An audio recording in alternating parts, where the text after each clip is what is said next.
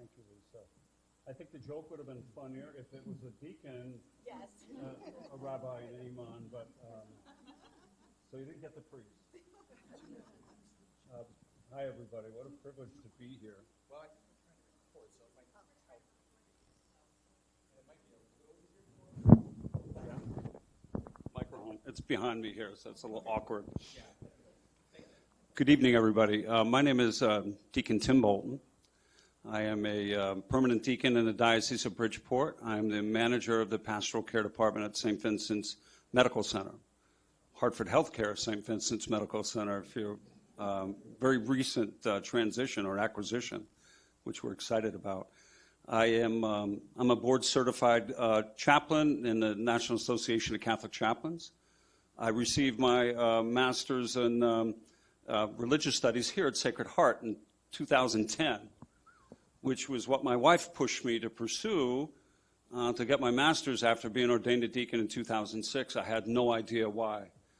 Within 6 months, struggling with employment and calling down to Sister Margaret Doherty. She's a daughter of charity working at Bridgeport when the daughters were here. I applied for a CPE program, clinical pastoral education that was being run there. Literally changed the direction of my life. I went to interview for an educational program, and she said, "I want you to work here." And I said, "You're kidding me." And so to live the life that I've always tried to live and not feel compartmentalized, getting out of the business world, and to be able to live my faith in conjunction with my values every day as a chaplain is such a privilege that I can't begin to describe. It's a pleasure to be here with you tonight.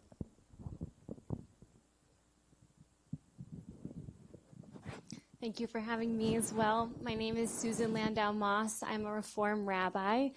I had previously been serving in congregational setting. Last year, I completed my chaplaincy residency at Bridgeport Hospital, and I am now working as a palliative care chaplain there in a relatively new position for the inpatient setting and in a brand new position in the outpatient clinic that we've opened literally just down the street there in Park Ave, and doing palliative care in the outpatient setting as well.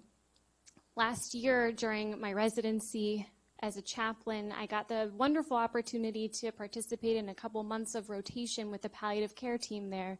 And by pure coincidence, it happened to coincide with my grandfather's end of life and his transformative interactions and encounters with his palliative care team in Florida, and an incredibly bumpy chapter of my cousin's life and the way that palliative care was also extremely transformative in the quality of the care he was receiving as well in Rhode Island. So during that time, the chance to witness and participate a little bit in palliative care at Bridgeport Hospital was really significant for myself personally, and I feel very blessed to be doing that work full-time now. And I just would like to include the fact that it is always an honor to be asked to speak on behalf of Judaism or the Jewish people, but it can also be a bit of a precarious honor as well. I will be speaking from my own personal background, from my own personal experience. Reform Judaism, for me, is rooted in tradition and significantly shaped by modernity, and with a high value of personal autonomy and meaningful choice. So if there's ever something that I want to say in a response to your question or anything else that comes up that I think would actually differ or be controversial with another of my colleagues' opinions, another rabbi perhaps, or someone else in the Jewish world, I would hope to be able to acknowledge that as well.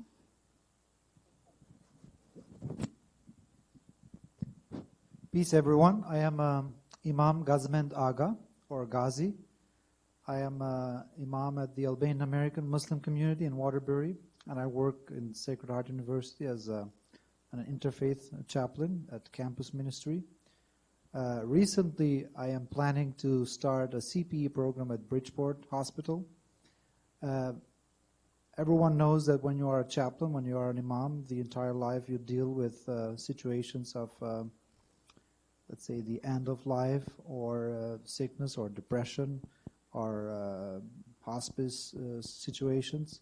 And I think that for every chaplain, not having the proper training sometimes might lead to discussions which might need another discussion to fix it.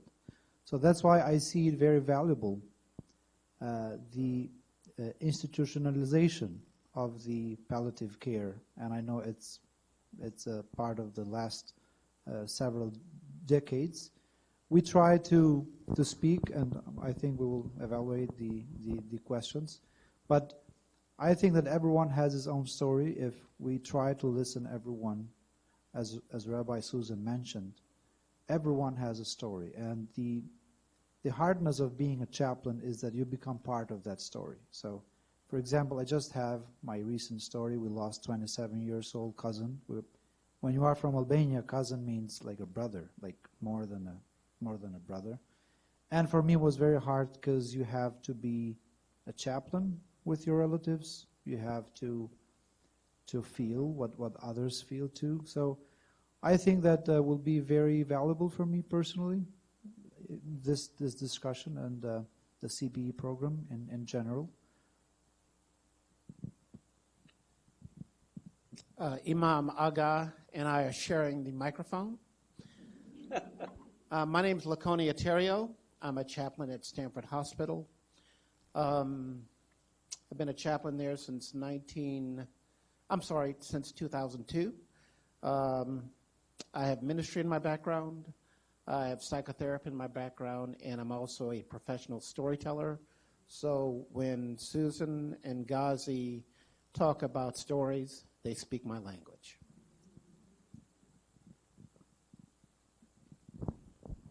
Okay, so thank you for all those introductions. It should be very interesting conversation tonight.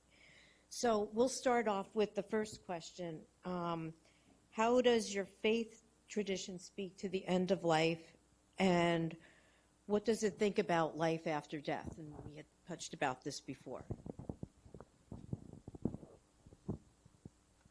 Anybody want to start? Historically, it's that Jewish tradition. He suggests that we go in historical order, okay?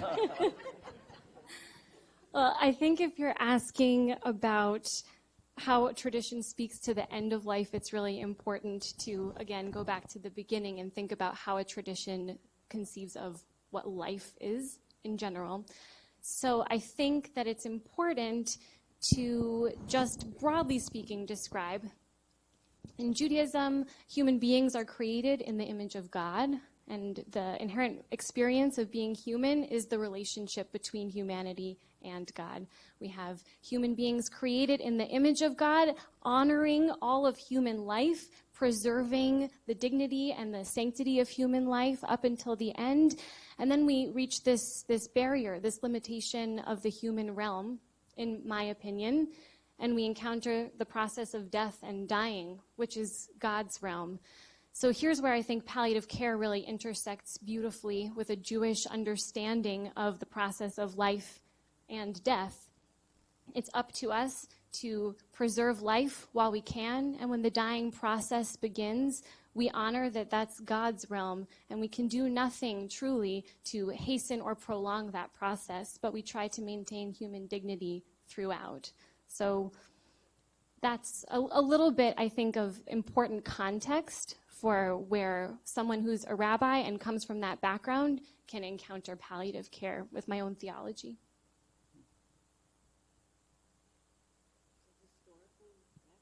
Who comes next? And I appreciate that context because from a Catholic perspective, from a Christian perspective, Jesus of Nazareth was a Jew. And we kind of kid about that on new employee orientation every couple of weeks, as many Catholics don't know that. But to so much of our traditions are linked and not foreign. What you're saying is not foreign language to me. That we're created in the likeness and image of God. And that we, being that, is like no one in the history of the world existed quite like I have. And what do I do with that? How do I live that? How do I claim that in freedom, in life and in death? So as believe very strongly, Jesus said, Catholics, we're resurrection people. We believe in life after death. We don't believe that death is the end. And how do I accompany people who are facing that end is I put them in the story, biblically, in the scripture.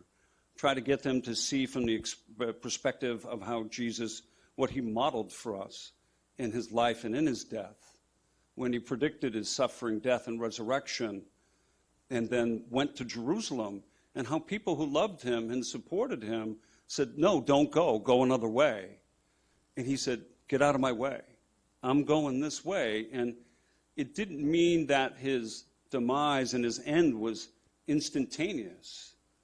It meant that on his journey to Jerusalem, which is where he chose to meet his end, that he showed us how to live his life, how to continue to teach, to preach, to love, how to minister to all the way home. And that's the context I try to help people enter into is, our scriptures are not abstract historical texts. They are something that we can enter into. We can be the character. We can claim that part of the story as our own. And many times when you're with a family and someone is dying, even saying to the loved one that's in front of them, there is the Christ. This is the cross this person is not getting off. And you're feeling that you're the one at the foot of the cross. And you're totally powerless to usurp this, to change it, to alter it. And the most important thing to do is just be there with them in that.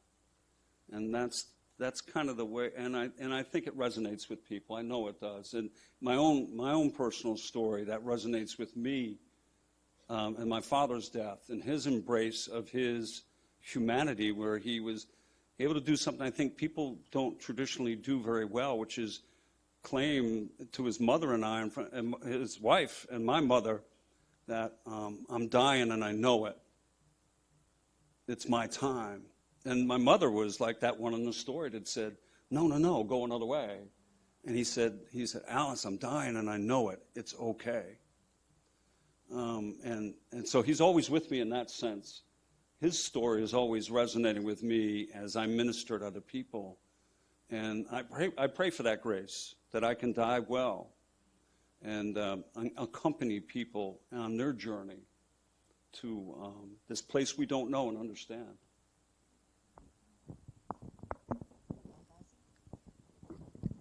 Well, this is the beauty when you talk third with chaplains. It's almost with 2 questions we'll be done. So we know the topic is hard when we see the first line. No one wants to sit close to the chaplains when you talk about hereafter. I would like to start with a poem from Rumi, Jalaluddin Rumi.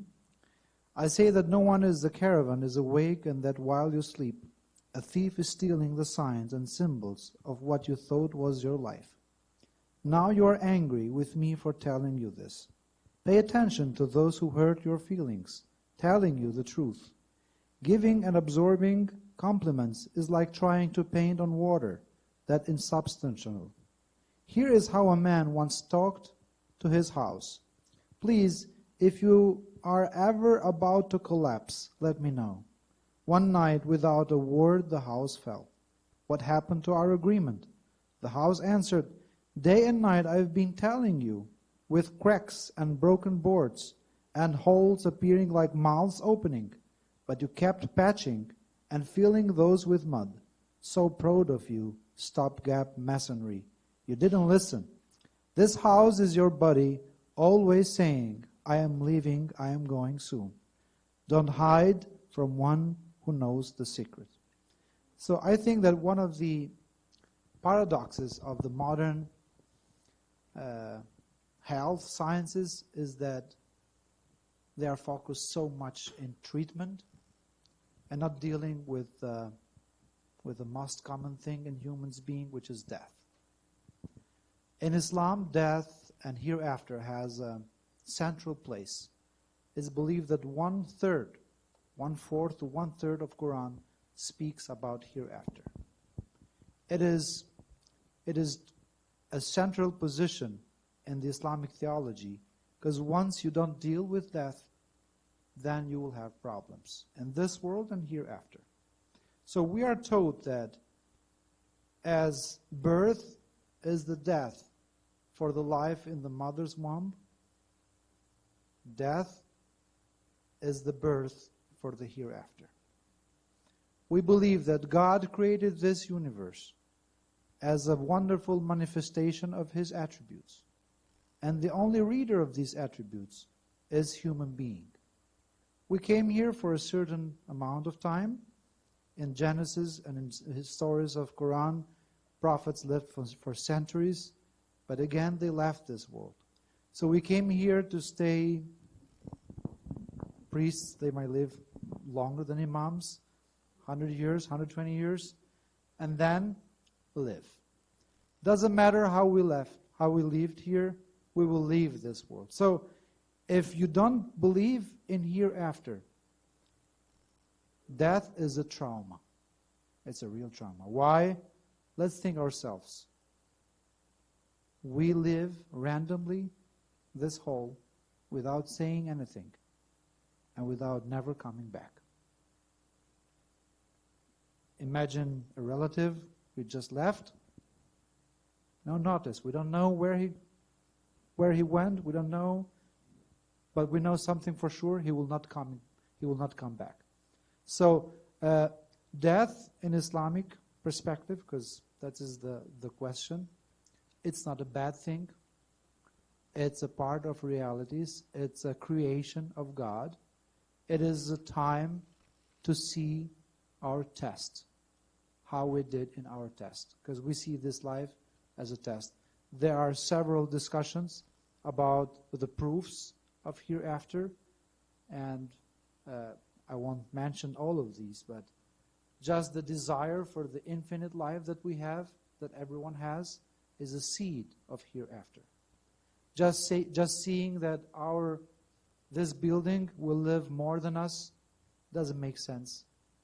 Having a building built by us, by an architecture, and by engineers living 1,000 years, and we living just 80 years, 40 years traveling, 20 listening to Donald Trump, 10 arguing with your wife, and 5 trying to feed your kids.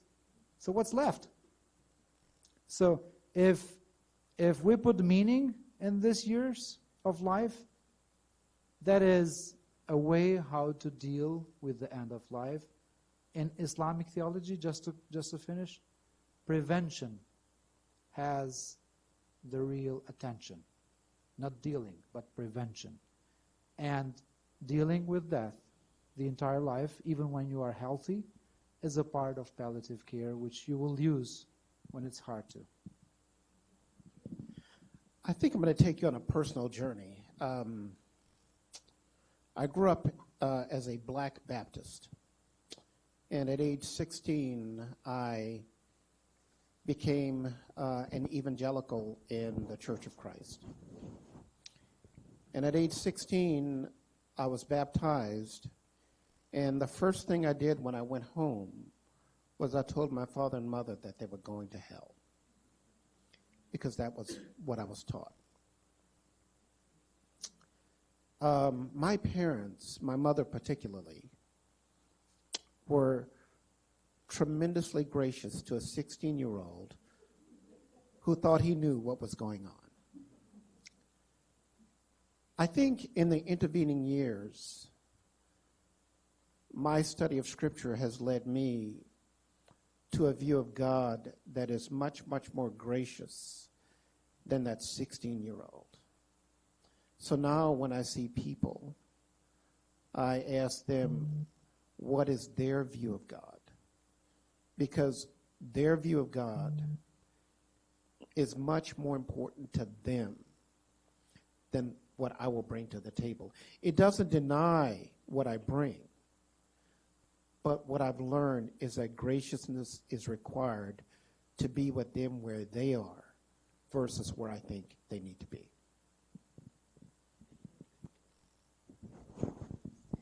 Okay, so that was very interesting, and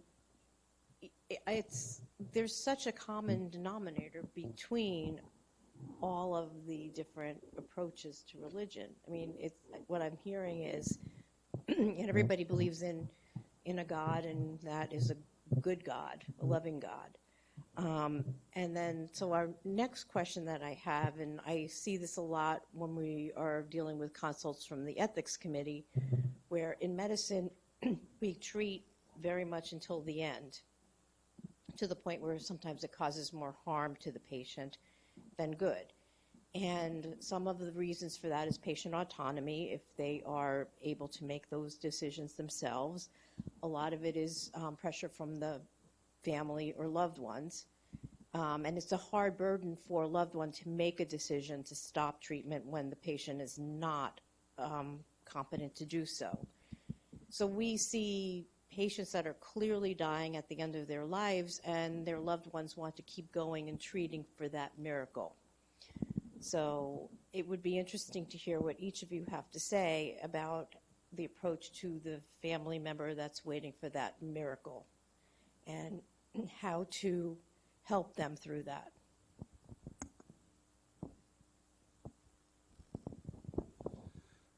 I've often thought that healthcare is a victim of its own success. Because much of it is turned into slogans, and how, just as a little boy, my son would tell, he'd be watching a commercial for some kind of a drug, and everyone looked great. And he would notice that at a young age and say, and have some interesting comments. Healthcare, the way it projects itself to people, would have everyone completely cured and on to doing whatever it is they want to do. The way healthcare facilities are set up when you walk in the front door is kind of illusionary, because there's a piano playing, there's music playing, Starbucks is here, everything, and it's just kind of creates an illusion that you're in a different place than what you really are. And then you hit the medical floors and it changes. So it's business. I think, so people come in, I think, with a distorted perception of what could happen potentially. And we don't talk about early on enough, the progressive stage of chronic illnesses. And the question in healthcare is always whose responsibility is to talk about that. And that's where it just kind of gets, well, is it the primary care physician? Is it this? Is it that? I kind of always, I lament, one of my laments is that pastoral care chaplains are called in at the end as seen as kind of a mop-up crew. And you get that in the elevator when people see you and they look at you and it's like you're the Grim Reaper. And but it's real. It's a real perception. There's so many things to try to get past and try to overcome in that. And what's missing is the reality and the honesty and the way to embrace what's going on and say and have honest discussions. There's so many different theories on this, and it can play itself up. Like you said, Lisa, it's 100% correct. Where you can have a family, saying, "Okay, we just got to get you to rehab so you can get stronger now and eat." And I don't know many people that when they're not feeling well want to eat. Or rehab. Or yeah, exactly. Or go to rehab, and it's a privilege when you can accompany a family and help them negotiate those things. Faith can get in the way. Distorted understandings of, from my perspective, I can speak to Catholic teaching and distorted perceptions of what the ethical religious directives really say when it comes to what we use proportionate and disproportionate care at the end of life. Very few people understand that somebody can be seriously concerned about financial burdens that might encumber their surviving spouse and think that they do have the autonomy to withdraw care. I think many people, and I've been with people who come into a Catholic hospital and they think, well, you come into a Catholic hospital, everyone's getting a feeding tube and everyone's getting intubated. It couldn't be further from the truth.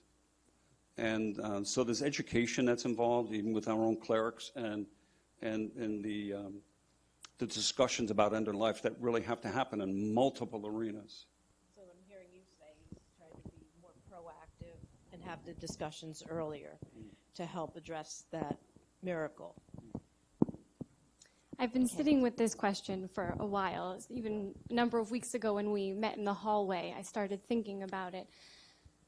What's at the forefront of my mind at this moment is that, yes, of course, in palliative care, in chaplaincy in general, and I'm sure in much of the medical profession, we might talk about those patients who are hoping for a miracle and the tension that it causes. Their wishes and their hopes can be at odds with what we think is a good death, what palliative care can offer as a good death. But if we're going to talk in that way, I think, and sort of see that patient or that family's theology as a source of a problem, it's important to just own the fact that we are ourselves in that situation making an equally strong theological statement. We're saying that the medical information, the test results, the data, the impression that we get of a patient's physical well-being, maybe even emotional and spiritual well-being, says one thing, and we do not believe in a God who will intervene and cause a miracle, or we are thinking that that is not likely to happen. That happens to align with my personal theology very well. I don't personally believe in a God who picks and chooses who deserves the miracle and who prays the hardest for a miracle, and one person will get it and one person will not, and God is watching and waiting and holding a human life in the balance. But that's my own theology, and as a chaplain coming into the situation, that's not my job. My job is to listen and help patients and their families articulate what it is that is true for them, and to speak in their own language with them about those issues. So I think so often if we can avoid the potentially adversarial relationship that even comes out in subtle ways in conversations, then we can ask, what kind of a miracle are you hoping for? What does your faith teach about this sort of thing? What might happen in your family if your loved one does not receive the miracle that you're praying for right now? Can even come eventually in those conversations. And I think that's just important to keep in mind as we have this discussion right now. So, 10 years ago, I was here in the United States, and a Catholic Albanian asked me to go and make a prayer. Her son had 2% chance of surviving of life after a motorcycle accident. I did the prayer, and we use the word inshallah in the end. So by God's will, hopefully, let's pray he'll be better. And he became better. He was healthy, and the word was spread. Imam Ghazi is very strong in prayer. Let's go to him. Let's ask him. So I think it's a sensitive situation, not just for the patient, but especially for their families, because being in a situation where you wait for the miracle and you don't prepare yourself for the thing that might happen, sometimes might cause, let's say, other problems. So theologically, we say that that time of waiting the miracle is time of prayer. So you, as a servant of God, as a believer, you have to ask from God to make your relative better. If you are a patient, ask God to give your health. But always we use a word which says, whichever is better for me. Because sometimes you can continue your life in coma for 10 years. So we try to explain to patients' relative and even to the patients, always let's ask God whatever is better for us. Because we don't believe we have a soul. We believe that we are the soul. We have a body. It's like the rider and the car. The car doesn't have a rider. The rider has a car. that car will stop and you will continue the journey. So this relationship between patient and relatives, patient and God, relatives and God, brings us to a situation which we call helplessness state, which is the closest moment between patient and God. So that state of seeing that you have just 1% of chance to survive, that is the best state of praying and having a communication with your God.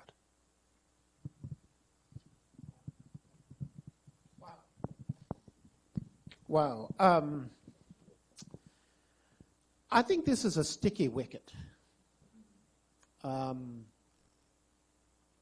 It's a sticky wicket because I think my calling as a chaplain is to be with that person where he or she is, regardless of where I am. They could be Christian, and if you're going to say Christian, they could be Catholic, they could be Church of Christ, they could be Presbyterian, they could be Methodist, and they're going to have different elements in their religious traditions.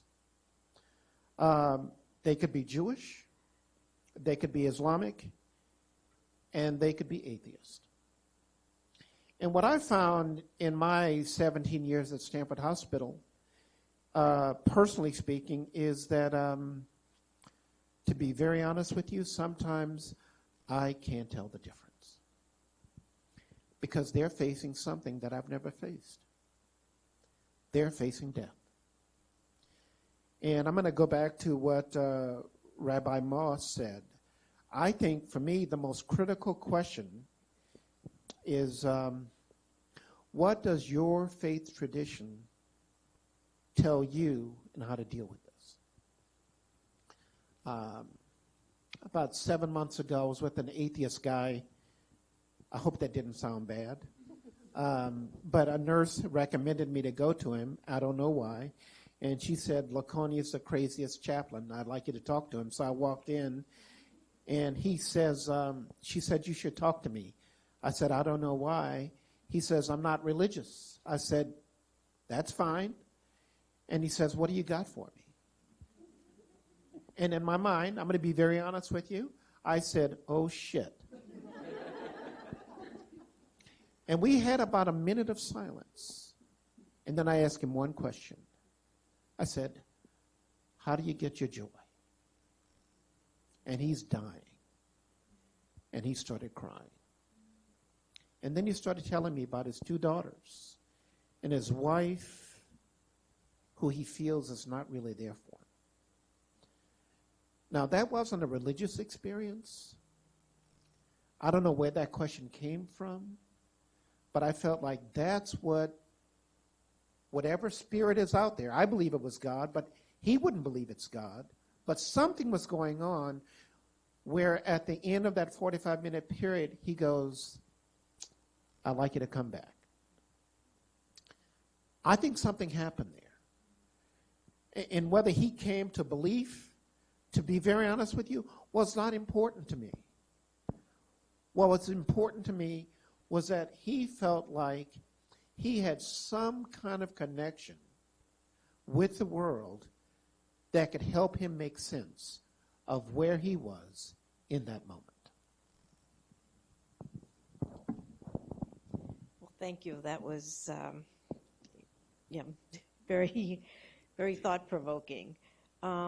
So how does your faith help support loved ones of people that are dying at the very end? Like what kind of rituals, spiritual guidance? One of the things that I find problematic in medicine is the anticipatory grief, when we know someone is dying and there's very little support at times if they're not plugged into hospice or palliative care for the loved ones. They're kind of lost. So how can religion and faith help along those lines? I think we can always draw upon our own religious or spiritual beliefs when we're serving patients and their families of all different backgrounds. Sometimes I find myself subconsciously drawing on my own resources when I hear hints coming from the people that I'm trying to serve, and I think I know something that might be helpful. I think the rituals that Judaism offers leading up to the point of death and that process of dying, at the moment of death, and all of the mourning and grief rituals following the time of death help us preserve comfort and dignity of the person who is dying, help us attain a sense of closure of that person's life and relationships with the loved ones who remain, and a sense of community and wholeness that follows the mourners afterward. So there are many different ways that we might do this. One of the, just little nutshell, I suppose, Judaism offers the idea that a person who is dying deserves just as much respect as a person who is living. A person who's actively dying has a special name called a goses, and that process of dying has already begun. That person has a special status of respect and comfort. When the person dies, the person is not left alone, as the soul is still considered to be with the body until burial. That person is continued to be accompanied and respected throughout. And then the community follows that family in the way that the family can talk about that person's relationship with them and process their grief when sitting Shiva, when hosting an open space for the community to come and support the mourners. And they can even talk about an experience that some of us might be familiar with, some of us might not, but the vidui, the deathbed confessional, that brings that sense of closure, that releases the person who is dying from different bonds of unresolved business of those relationships. Anything that has yet to be completed, that's a ritual moment to acknowledge that this person's time has come to an end. And the community guides this person through the transitions of life to death and guides the mourners through those transitions as well. Those are all basic principles that I think can be applied to many different faith traditions. If you don't mind, I think I'll go next, just to upset the apple cart. One is from me to the family, and then the second one I think is for the family. I believe in the metaphor of giving a cup of cold water. And I feel like as a chaplain, that's what my job is. That the family or the patient in that moment is thirsting for something. And that I'm a vehicle or a conduit to giving them some water for a parched spirit, to assist in their transition to the other side. For the family, I would say something that I try to do ritually now is, especially if the person is dying, I start from the youngest to the oldest, especially if they're unconscious, and I say, tell me your favorite story of this person. And then after the favorite story, I'll say, what are you going to remember about them? And then the last question I ask is, what would they want to say to you that they can't say now? And I'm always amazed at what that process does to the family.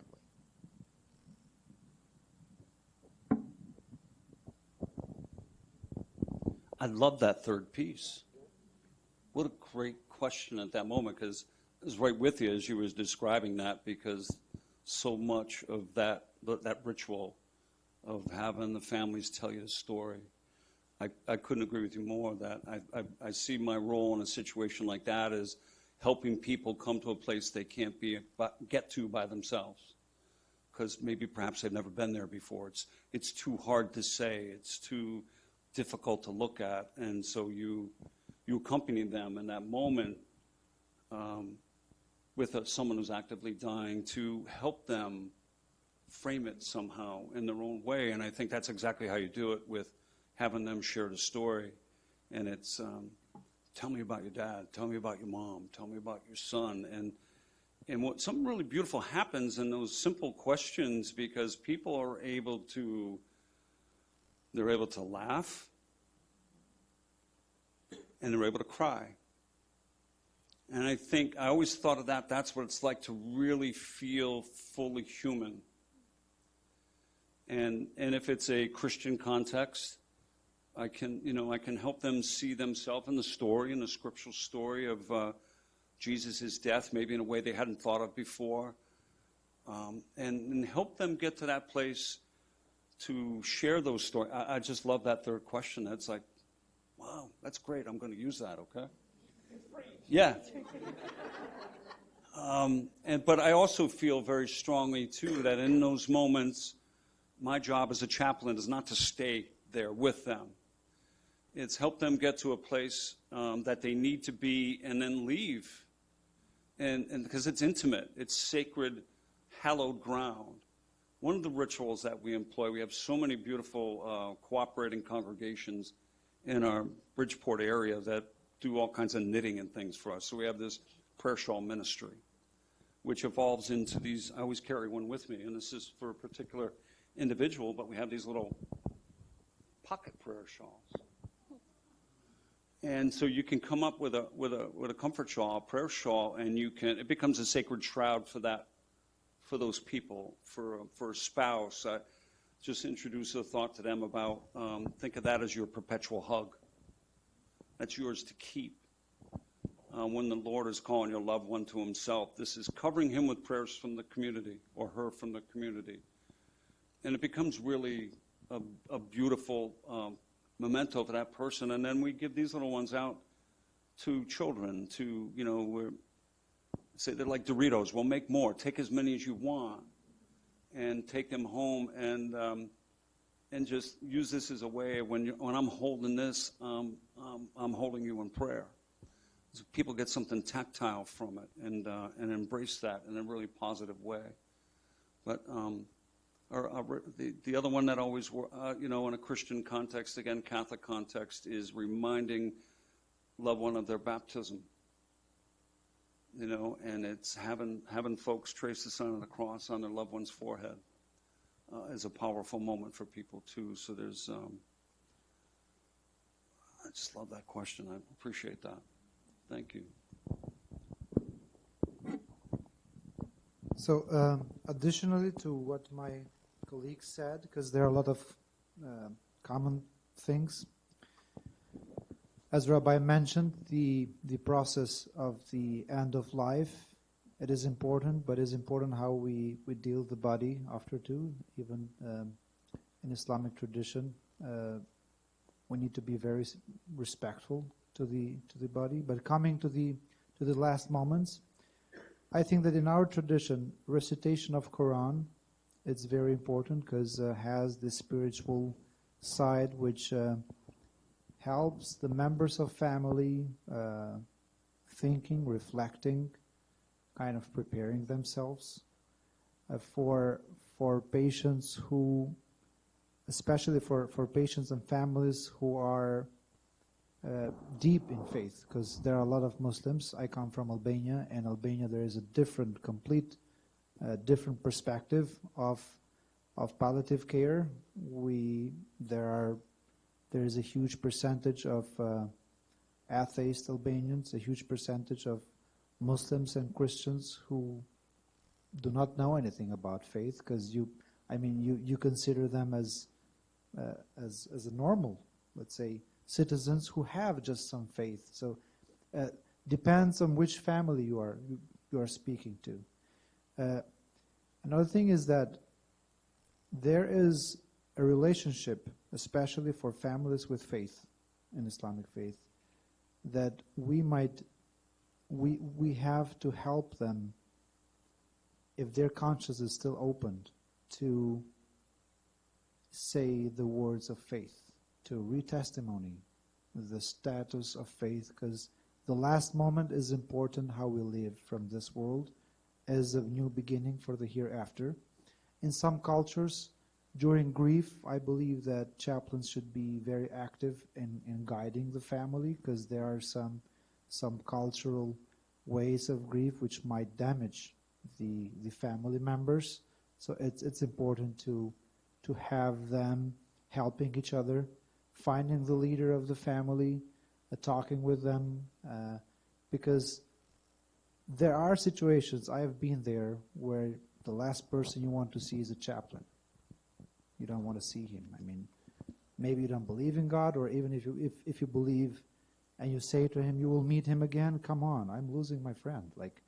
So there, it's important to find those connections of family and helping you in reaching the goal of not harming ourselves, confronting the death, preparing ourselves for the absence of our beloved.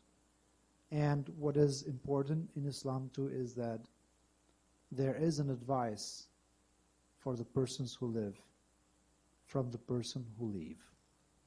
So if we don't take that advice, it's kind of, we're losing a great opportunity. So there is a saying, and I will finish with this: if you want advice, death is the biggest one. You don't need any other advice. Well, I really loved every single answer to that question. It's covered just a broad spectrum. I love those 3 questions. I think that's so incredible at the end of someone's life, and that when they're actively dying, those 3 questions can bring great comfort to family members.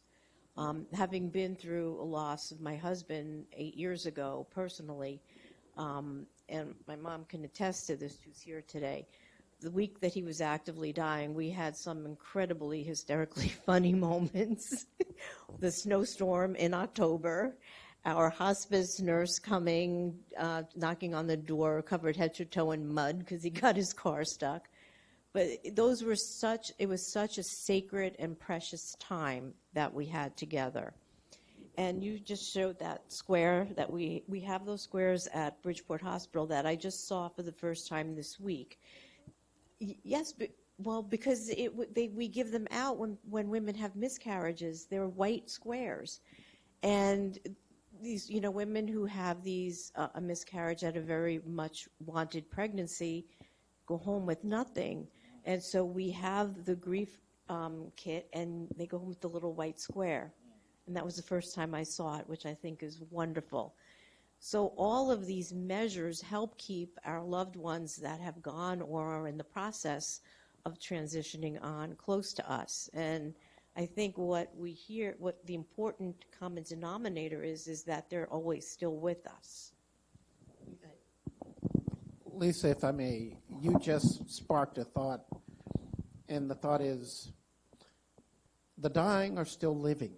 Yes, absolutely. And one of the things that I always try to do, and I did it yesterday, 2 patients are in the process of dying, we wound up laughing. And one woman died 2 days ago, but before she died, she called me her spiritual boyfriend. That's as close as I've gotten, people. But I'm like, but I think that was some joy, Yes. and I saw her leaving to go to her nursing home afterwards, and she died the next day. But in that moment, and she's rasping, but she talked about her regrets with her boyfriend. She couldn't talk about the regrets, but she didn't have a boyfriend, and I said, well, I can be your boyfriend right now. And she goes, yeah, you can be my spiritual boyfriend. And I went, oh, so you're setting boundaries. And she started laughing. It was beautiful. Humor is really important in the end stages. So how do we help patients and family embrace that at the end when it's so hard, when they're just seemingly filled with sadness? Oh, that's a question for Ghazi.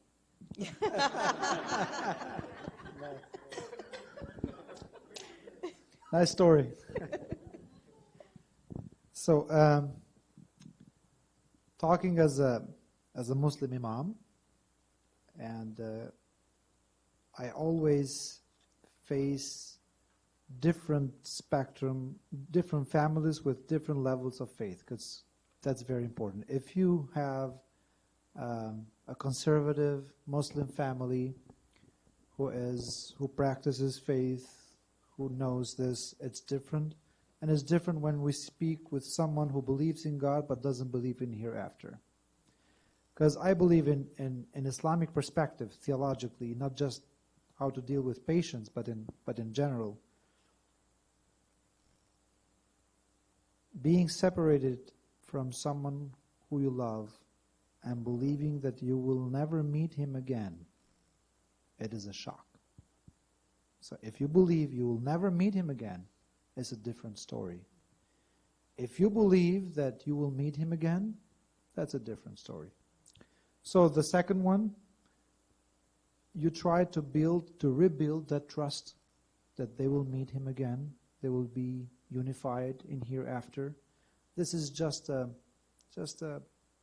small amount of time which we will be separated from them. This is when because I think that in palliative care, it's not just having a solution for that moment, but trying to help them after that moment too. Because you might find peace in that moment, but next day when they go back to their home, he is not there in their room. So I think we will, I don't know how possible it is, but it would be nice to have that goal of helping them after the hospital. Because one of the difficulties of modern times is this long period of treatment. And every time you go, you kind of prepare yourself that you are very close, but you're getting the treatment and you go back. So if this happens second time, third time, fifth time, and when it happens, then we're supposed to go back as we went every time. So this makes it more difficult, I think, for chaplains to revitalize the concept that, well, this is real, that happened, but we will meet again. I think there are many Jewish patients and family members who fall into that category that you mentioned, not so sure what happens next, if there is an afterlife, if they will see their loved ones again. The corpus of Jewish literature and the body of Jewish thought is vast, enormous. You can find evidence or stories teaching almost every single possible belief about the afterlife and its existence and what it looks like or its non-existence or what it doesn't look like. It's all in there somewhere. But there are many Jews who are much more comfortable believing that our mourning rituals, helping all of the mourners in their transition, are really the steadfast posts that we can stand by. That these are the memory, saying the mourner's Kaddish, saying the prayer, having designated times during the year to remember the person, that legacy, ethical wills, something that a person has left that is often no more than an idea, is what it's all about. So you can find that meaning in different places for different families, but I think what you're asking, Lisa, is also how do you help families utilize their own resources to find the joy or the comfort in that sense of memory. And regardless of what any of us might believe, the piece of liturgy that is recited at every Jewish funeral asks that that person's soul be bound up in the bond of eternal life. So it's all a question of what that means, that there's some concept of eternity. And if we're not sure, how do we find a point of connection that feels tangible when we need it the most? I think there's, as I'm listening to my colleagues here, I was thinking of obstacles to being a chaplain in an acute environment. I think one of the potential answers, we were discussing this earlier, is, palliative care accompaniment with patients in subacute environments. Because the turnover in the acute environment is so quick today. And it leads to those scenarios you were describing where it's somebody comes in and, boy, this is Dad's 5th time back, and he bounced back the last time. And so people get really confused. as to where they are on this journey. I don't think there's any illusion that they're experiencing some kind of a dying process, but they're not sure when. And the system kind of sets them up for that. So it's a challenge in an acute environment. The conversations like you had with that woman the other day, they can be few and far between, because many times when people come back in that last time, they are not conscious, and it's really the family that you're delivering the pastoral care to, the spiritual care. So it's challenging. I think you should share a little bit about the work you're doing in the subacute environment. I can share at St. Vincent's how we've been looking at this is taking one of our full-time chaplains and having them spend time right next door here at Ludlow, a skilled nursing facility, a half a time a day, 4 hours a week, visiting with patients who could be in this back and forth process. So we can, the word I would like to use is accompany them, get to know their story, build confidence and trust, and perhaps delve into conversations that are definitely more appropriate there than in the middle of the storm in the acute environment. So we're dedicating 12 hours a week of an FTE to be able to do that at 2 different facilities. And as an idea of, chaplains belong in that environment. And I think we can be really effective there with those people. All right, so it's 8 o'clock, and we were going to open it up to questions, and we can probably get to that. But from what I've heard through the responses to this last question, especially with patients bouncing back and forth, what we fail to address often, and this is where palliative care is so important, is the natural trajectory of illnesses. Even chronic illnesses like hypertension and diabetes, people can live with them for a really long time, but once you start experiencing all the complications of those diseases, it can change the picture. So I think that having a conversation ongoing like palliative care provides gives people the perspective of where they are in the trajectory of that illness and when to start thinking about what should we do or not do so they don't get caught up in that endless train that just keeps on going. And then they miss out on those sacred times and the decisions of spending more time with their families.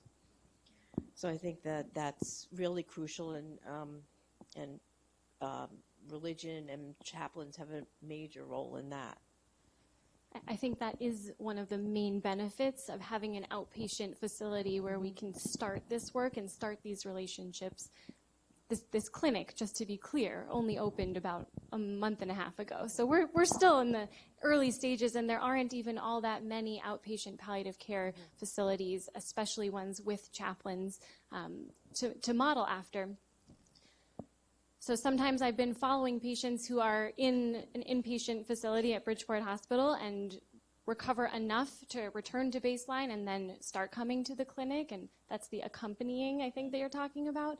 But I think in an ideal scenario, we get a new referral from someone who was most recently diagnosed and is just beginning this journey, and every single person in the palliative care team, regardless of what discipline they represent, is trained to have these goals of care conversations to help the patient and their family begin to personalize this experience based on what's important to them from the start, to help identify what their spiritual resources are before they reach a crisis point and it's almost too late.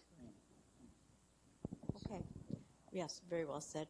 Great. Thank you for all your participation. And now we're going to open it up to the audience for questions. It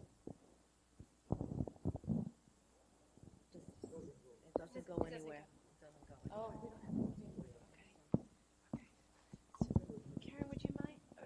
Can you? How loud can you project? Would you like to use?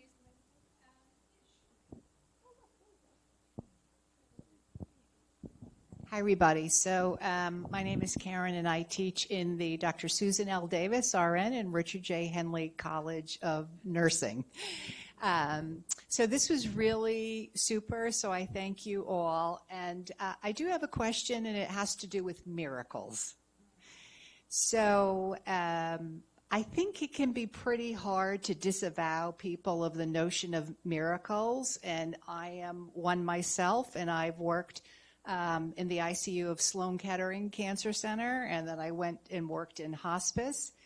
And my faith teaches me about miracles. The Bible is full of stories of miracles and healing. And I was raised Catholic, but I've been going to a Methodist church for the last several years. And there are healing ministries where people give testimonies to healings. And I have witnessed, when I was a nurse at Sloan Kettering, what are bona fide miracles.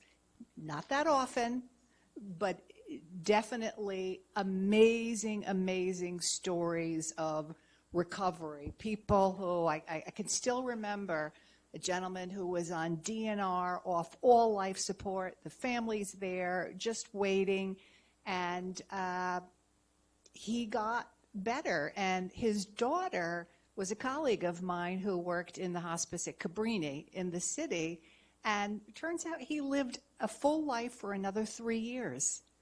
And this was, one of those patients, you're just waiting for them to go, for the bed. So even for myself, it's hard to disavow me of the notion that miracles occur. Having said that, I agree with you. I don't think God is, okay, today I'll give a miracle to this one and that one. So I see why they can be so persistent with people. And, you have the old adage, where there's life, there's hope. So I'm not even sure there's a question in here. I'm just venting. But, so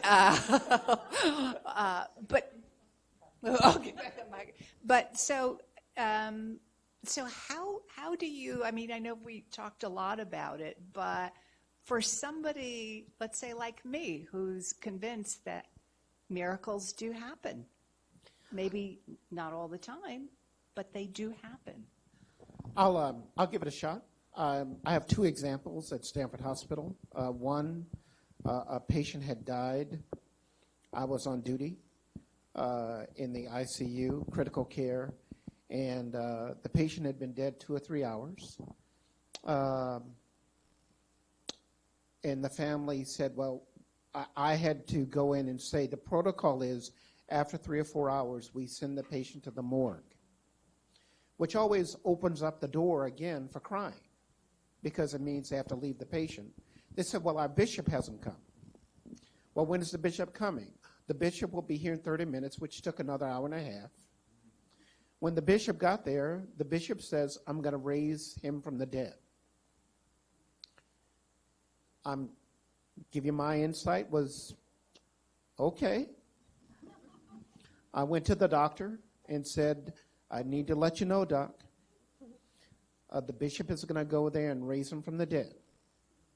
And the doc says, it's on my watch now. He went to the bishop, and he said to the bishop, I'm going to give you an hour. If you can do it in an hour, it's fine. The patient went to the morgue. That's one. That being said, we still respected the viewpoint of the bishop and the family. The last one was about a year and a half ago. It was real. Yeah, it was real. He's just a really good storyteller. We all are. But then the second one was a family, Pentecostal, from Colombia. Patient was brain dead, and we kept her alive for 2.5 to 3 weeks because the family needed to be titrated from thinking that their loved one was going to come back immediately. And the critical care nurses wanted to say, why can't this family get it? And we said, give them time. In over 2.5 weeks. And finally, we sat with the family and we said, and actually it was me because I was in the family meeting. I said, I believe in God the way you believe in God.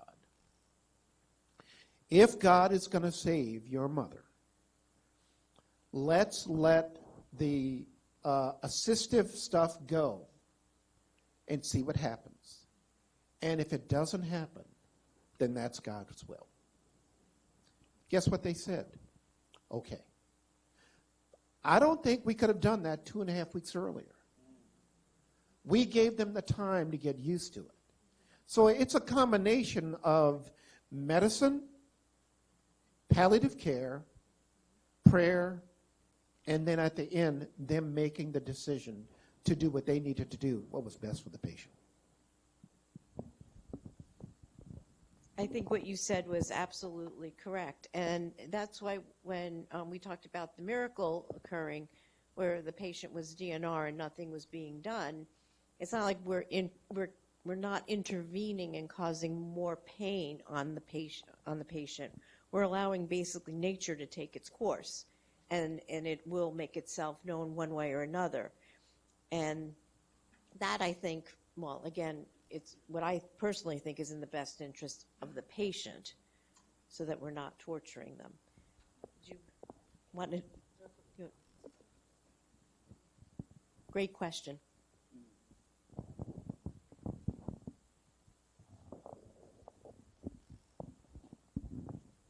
Hi, Jody Bortone, Interim Dean of College of Health Professions. Thank you so much for your touching talk and sharing.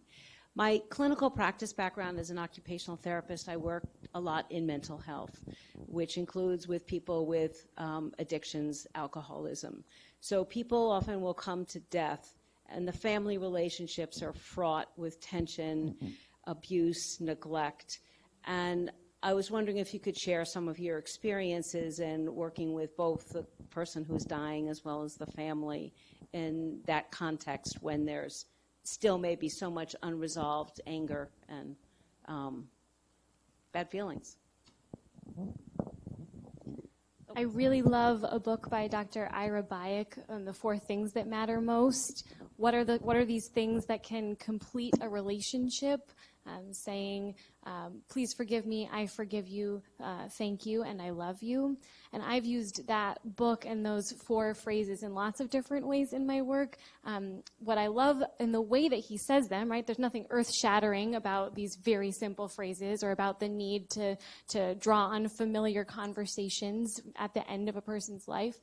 But he says it can be written down in a letter form. It can be between a person who is living and a person who hasn't been living for a really long time. That there's a power in articulating these things, in giving voice to those emotions, and making sure the communication happens when it can, even if it's in untraditional circumstances. And so I've used that sometimes for people who will not be able to reconcile a relationship face-to-face for a number of reasons at the end of life, but can still get that sense of closure and peace. I think that for every chaplain, this happened at least once.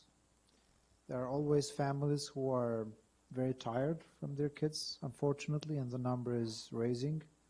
It's sad to say, but your field is the fastest growing working field, especially in the West. So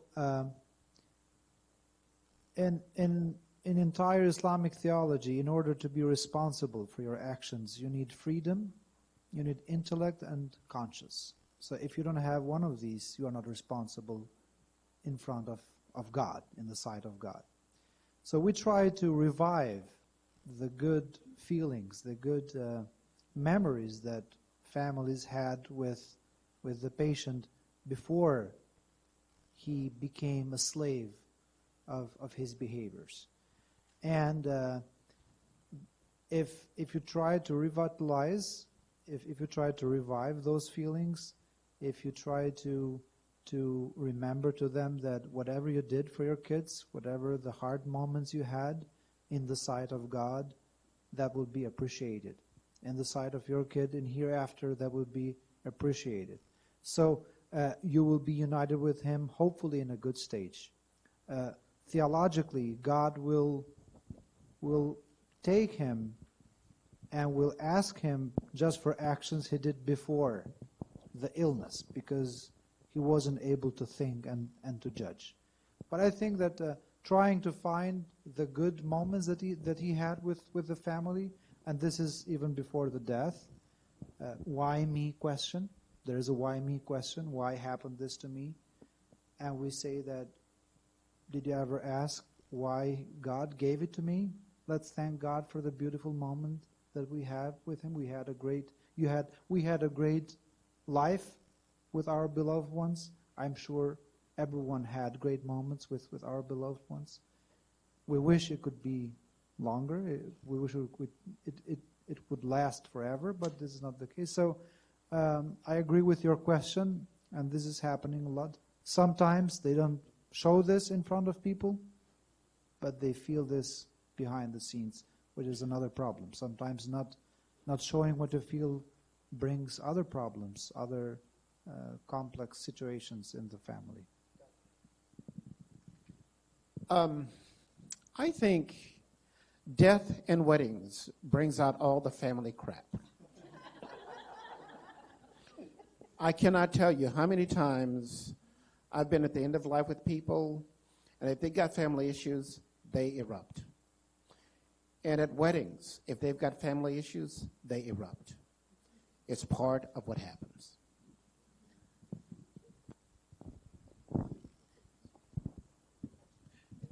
Is there another comment or you want a question? Uh-oh. Oh, this you were probably sharing this one here. I could. I just This is ours, Brian. Okay. yeah, we're down to one. I appreciate your question so much. It's one of the things we talk about is just the disparity of care with the people who suffer from addiction and mental illness, and we talk about it a lot. And it's there's so many multiple causes and layers to that. It's a lot to respond to. What I was thinking of as I was listening and kind of replaying in my head your question, there was a wonderful article in America Magazine a few weeks back written by a woman whose one of her daughters was suffered from addiction, and she was this mother was contemplating the Luke's gospel of the prodigal son.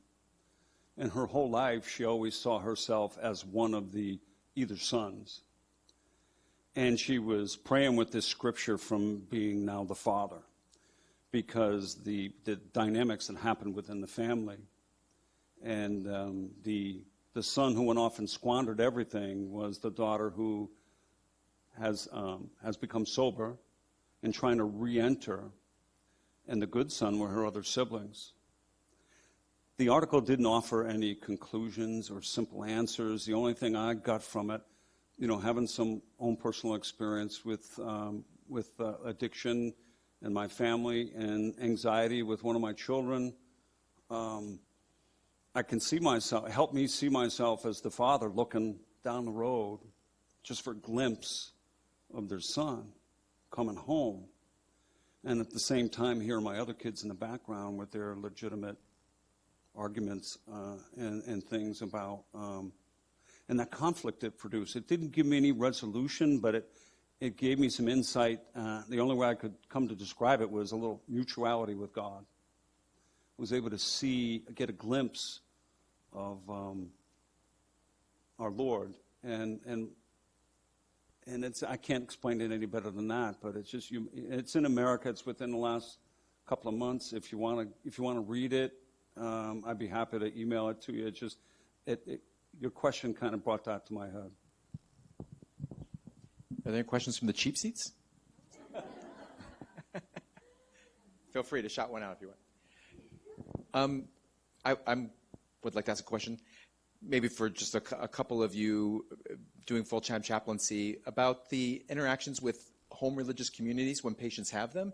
Maybe kind of like an example or instances or factors that make it work well and be really supportive, but I'm also imagining there's some times where it's like missed opportunities, what you see in that regard in terms of just like maybe because the patient's been in long-term care for a long time and they're still kind of officially a member of a church, but no one kind of remembers they're there, or maybe the community's not really organized and they don't have a visiting ministry, or maybe sometimes the pastor comes in and isn't the most helpful in the way that they say things because they're not well kind of sort of like trained or oriented in kind of like what is it valuable in chaplaincy and palliative care, but also like positive things that we could build upon.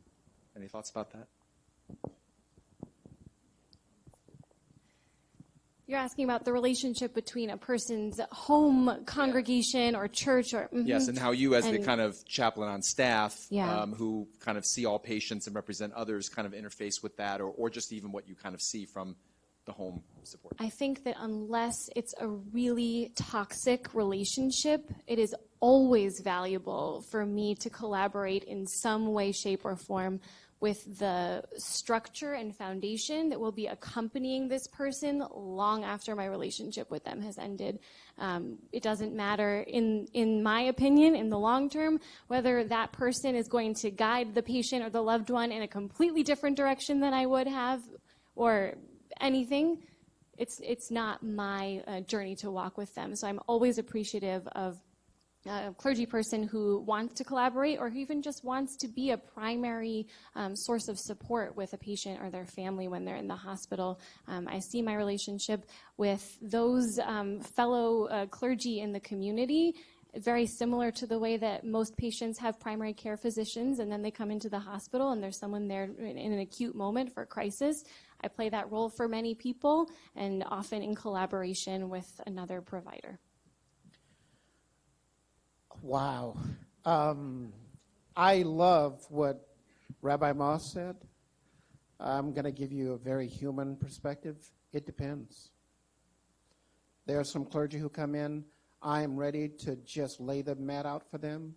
And there are some who come in, I go, I never want to see you freaking again. And it has nothing to do with the fact that they can't be there for their parishioners. It's simply because of the interaction that they have with me as a chaplain. And I would love to say that I'm charitable. I'd love to say that I have it all together. But sometimes I look at some of those people and I go, I never want to see you again. That being said, they may be saying the same about me. And I have to be open to that. Well, when I compare palliative care in Albania and palliative care in the United States, we don't have any palliative care which is so institutionalized, but we have the old style. Relatives are part of active palliative care. For example, you would have 200 people coming and visiting you, talking with you, laughing with you. So I think that this is...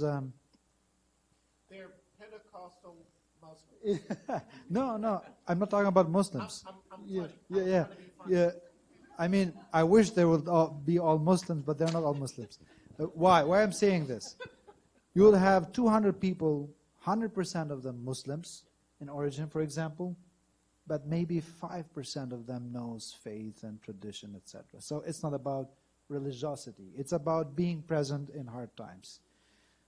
I think that one of the roles of chaplains in the West especially is kind of replacing that the family, being part and not being alone.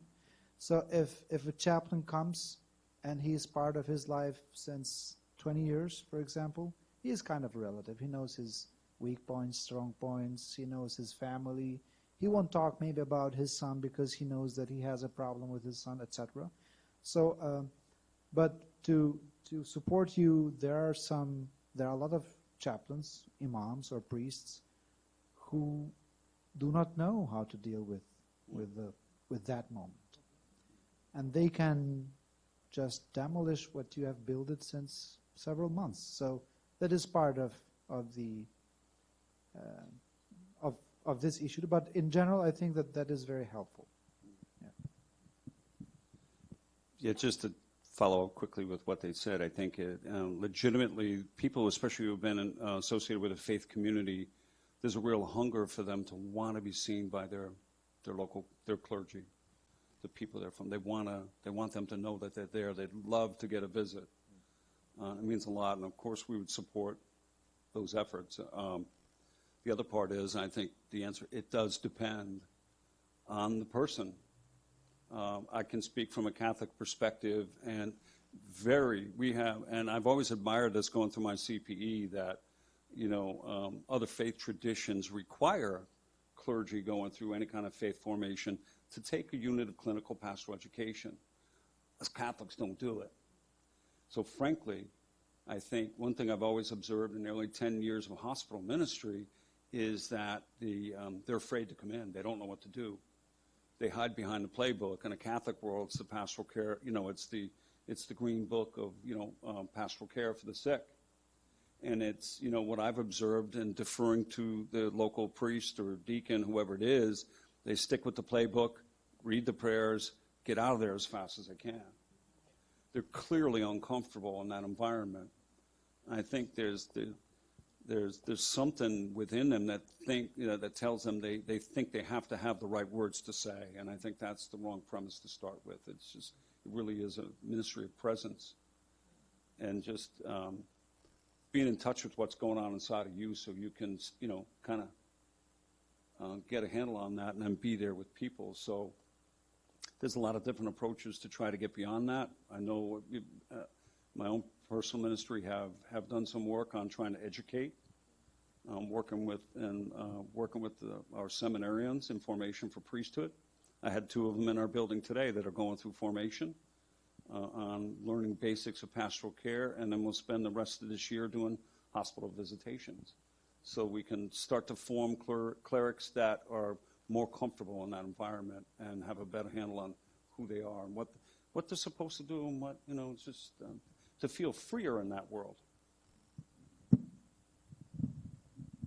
I think what you said is absolutely true. And if someone is not, I'm going to use the word comfortable for lack of a better word, comfortable in those situations where someone is dying or approaching the end of their life, then you're really not able to be completely present.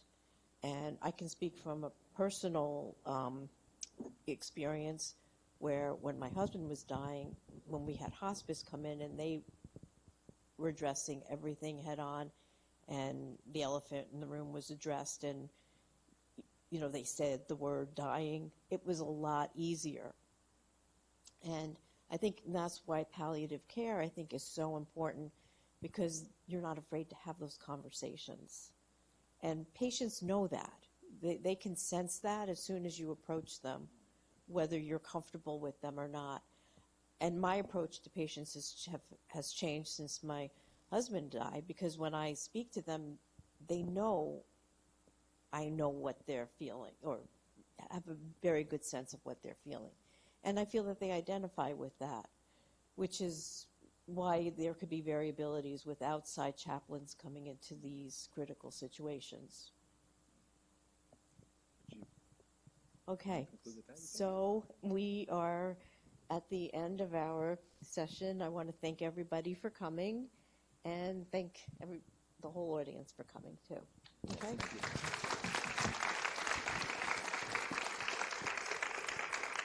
And reiterate what you just clapped, but same thing. Thank our panel and all their wonderful insights. I know we're going to kind of cherish this and mull on this a lot. Thank you all so much for coming out tonight. There was a lot of great perspectives and expertise in the room, even though not everyone got to say something, but just the conversations before, and I can continue a little bit after. And I guess just one thing I want to say is, if you can fill out a survey for us, if you don't have to write a lot of words, maybe that last one, number 10, if you want to write anything, is what else would you like to see our interprofessional palliative care committee at Sacred Heart University, which put this on with support from our colleges, what are the things we'd like to see? We've done an all-day conference. We do evening programs a couple times a year, and we're going to be building more programming, professional training for professionals in the community and for Sacred Heart students in the months ahead. So any ideas you have for us, welcome. We need to get a website too where people can kind of interact with us. That's coming. So I could thank so many people from Sacred Heart University. I would be here all night, but everyone in this room that stood up somewhere tonight and signed you in or held a microphone or something like that. We want to thank all of them so much. So thank you. Have a great night. Safe drive home.